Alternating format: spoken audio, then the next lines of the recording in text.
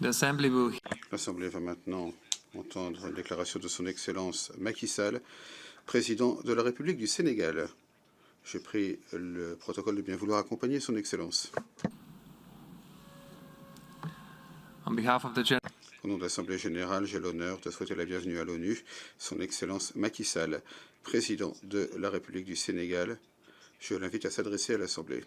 Monsieur le Président de l'Assemblée générale, chers collègues, Monsieur le Secrétaire général, Mesdames, Messieurs, distingués délégués, Monsieur le Président, le Sénégal vous félicite et vous adresse ses meilleurs vœux de succès à la présidence de la 76e session de l'Assemblée générale.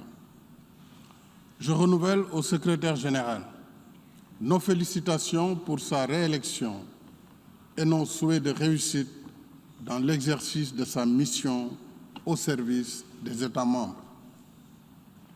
Le thème de cette session rappelle l'ampleur et l'urgence des défis qu'il nous faut relever pour l'avènement d'un monde meilleur et plus sûr. L'urgence est au Sahel, où des groupes terroristes continuent leurs attaques et pillages meurtriers contre des populations innocentes. En tant que contributeur de troupes à la MINUSMA, avec 1350 éléments, le Sénégal reste solidaire des pays frères durement éprouvés. Nous continuons de plaider pour que la MINUSMA soit dotée d'un mandat robuste pour lutter efficacement contre les groupes terroristes. En outre, il est essentiel que les pays membres du G5 Sahel bénéficient d'un appui conséquent dans le combat vital qu'ils mènent contre le terrorisme. Où qu'il puisse s'établir, le terrorisme reste une menace globale et le système de sécurité collective des Nations unies doit le combattre. Nous ne devons pas accepter que l'Afrique en devienne le sanctuaire du terrorisme international. Au Proche-Orient, le Sénégal réitère son appel à la réalisation du droit du peuple palestinien à un État viable, coexistant pacifiquement avec l'État d'Israël, chacun à l'intérieur de frontières sûres et internationalement reconnues. L'urgence est aussi dans la lutte contre les effets sanitaires, économiques et sociaux dévastateurs de la pandémie Covid-19. Le Sénégal a opté pour une gestion transparente de la maladie dès le premier cas testé le 2 mars 2020, en publiant au quotidien l'état de la situation. En outre, nous avons déployé un programme de résilience économique et sociale de près de 2 milliards de dollars pour soutenir les ménages, les entreprises, les travailleurs et notre diaspora. Relever considérablement notre plateau médical, assurer la gratuité des tests et des soins et acquérir des vaccins. Je remercie les pays et institutions partenaires pour leur soutien dans notre lutte contre la pandémie. Je salue l'élan généreux et solidaire déployé dans le cadre de l'initiative COVAX. En dépit de ces efforts appréciables, la fracture entre pays vaccinés au nord et non vaccinés au sud ne cesse de s'élargir, ce qui ne fera que retarder l'éradication de la pandémie et le retour à une vie normale pour tous. Le chacun pour soi ne nous sortira pas de la pandémie. Personne ne sera à l'abri si le virus et ses variants continuent de circuler quelque part dans le monde. Seule une réponse planétaire facilitant l'accès de tous aux vaccins viendra à bout de cette maladie planétaire. Dans cet esprit, je remercie les pays et institutions partenaires qui soutiennent le projet de production de vaccins par l'Institut Pasteur de Dakar. C'est une initiative majeure au service de l'Afrique. Le Sénégal participera au financement du projet par une partie de ses droits de tirage spéciaux. En même temps, nous devons poursuivre les efforts de relance économique. Et c'est l'objet du New Deal avec l'Afrique, issu du sommet de Paris du 18 mai dernier sur le financement des économies africaines. Grâce au consensus réalisé au sein du G20, le premier objectif du sommet a été atteint avec l'émission historique de DTS à hauteur de 650 milliards de dollars. Je salue la diligence de Mme Kristalina Georgieva, directrice générale du Fonds monétaire international, dans la mise en œuvre de ce consensus. Ainsi, l'Afrique a pu disposer de son quota de 33 milliards de dollars seulement pour renforcer sa résilience sanitaire, atténuer en partie l'impact de la crise et amorcer la relance économique. C'est un acquis considérable dont il faut se féliciter. Cependant, au regard de l'impact profond de la crise, l'Afrique a besoin d'un financement additionnel d'au moins 252 milliards de dollars d'ici 2025 pour contenir le choc et amorcer sa relance économique. Travaillons donc ensemble pour réaliser le deuxième objectif de Paris. Il s'agit de réallouer en faveur des pays africains, selon des modalités à convenir, 67 milliards de dollars mobilisables sur les quotas de DTS des pays riches qui y consentent, et ceci pour atteindre le seuil des 100 milliards de dollars convenus.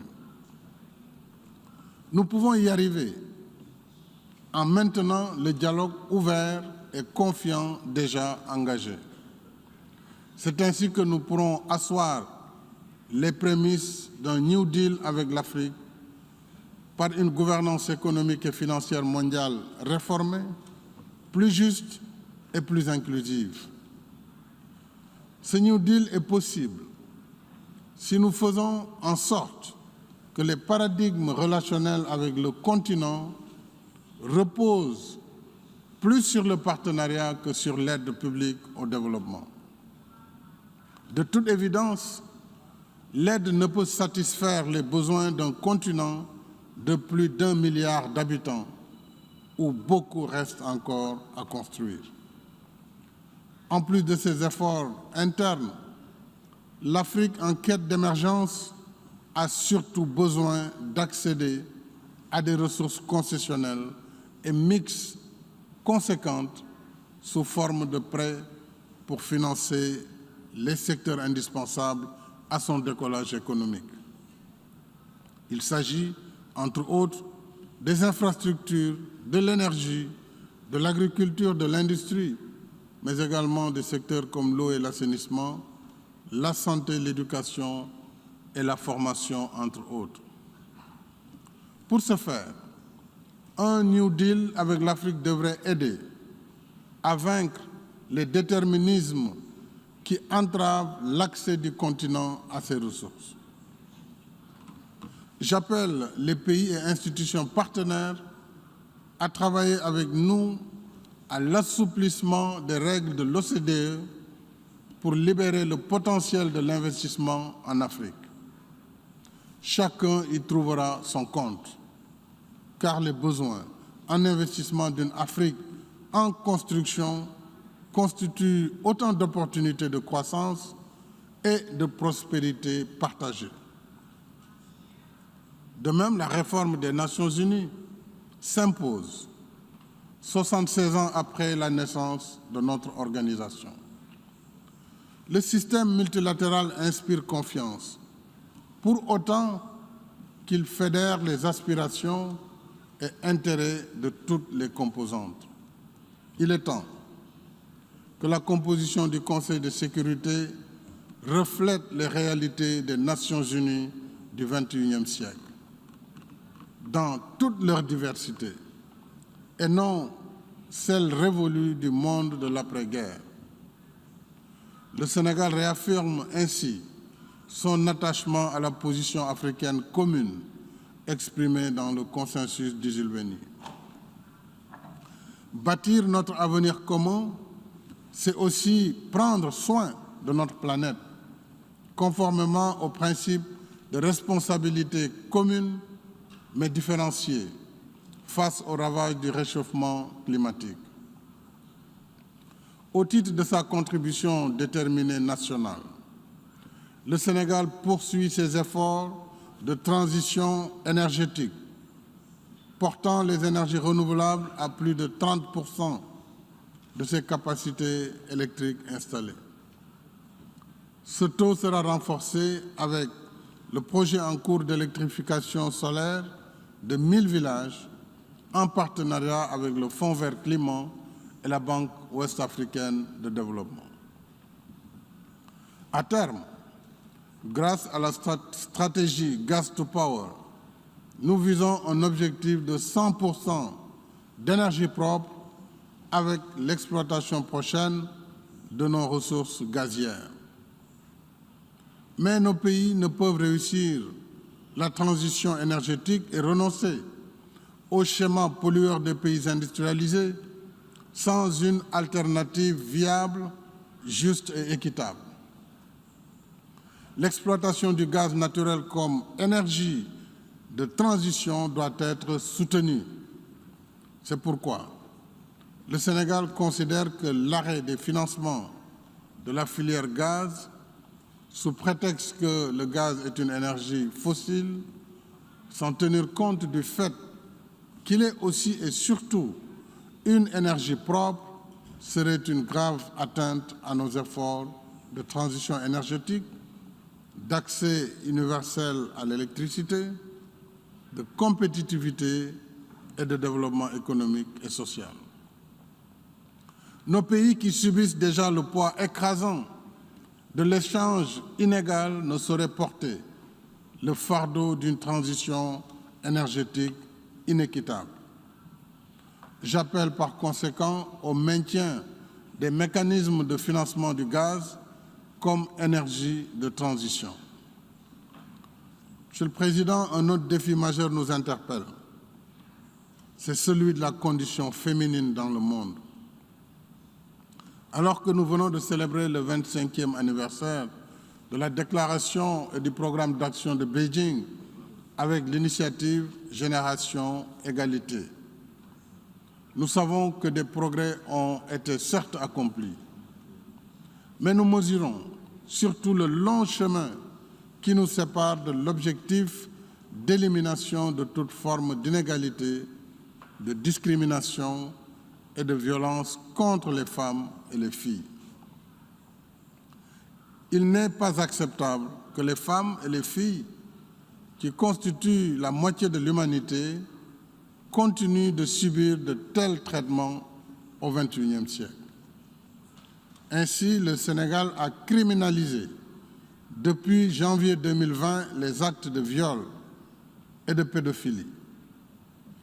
Continuons la mobilisation générale en faveur de la protection et de l'autonomisation des femmes, mais également des jeunes, y compris par la promotion de la finance inclusive et la mobilisation des ressources au titre de la campagne Global Financing Facility initiée par la Banque mondiale. Monsieur le Président, chers amis, les temps sont assurément difficiles et incertains. Mais nous devons garder espoir, comme le suggère le thème de notre session. Pour ce faire, il nous faut agir en nous souvenant que les Nations Unies ont été bâties sur la promesse d'un monde meilleur, régi par le respect des principes de souveraineté, de coopération et de diversité des peuples. C'est la foi dans ces idéaux qui réunit en ces lieux les représentants des peuples depuis 76 ans.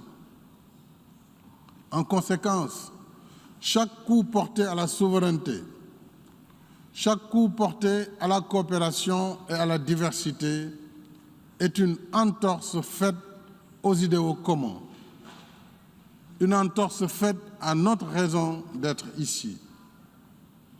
Un monde exténué par l'abîme de la guerre, le repli sur soi, la destruction de l'environnement et les servitudes matérielles courent à sa perte. La promesse d'un monde meilleur pour tous fleurit sur le terreau du dialogue et du respect mutuel, et non dans le dogme du conformisme, du mépris culturel et civilisationnel. Elle s'épanouit dans l'esprit d'ouverture, d'altérité et du soin pour soulager ceux qui souffrent de la faim, de la soif, de la pauvreté, de la maladie et de l'ignorance. À cette fin, nous ne pouvons nous satisfaire d'un futur de promesses. Nous devons travailler pour un futur qui tienne promesse. Ce futur nous demande de déposer les armes, d'être plus solidaires, de protéger notre environnement, de cultiver nos valeurs communes, d'accepter et de respecter nos différences en renonçant à l'injonction civilisationnelle. Ainsi, ferons-nous naître le monde de nos rêves, un monde du vivre ensemble, un monde meilleur pour tous. Je souhaite plein succès aux travaux de la 76e session de l'Assemblée générale. Je vous remercie.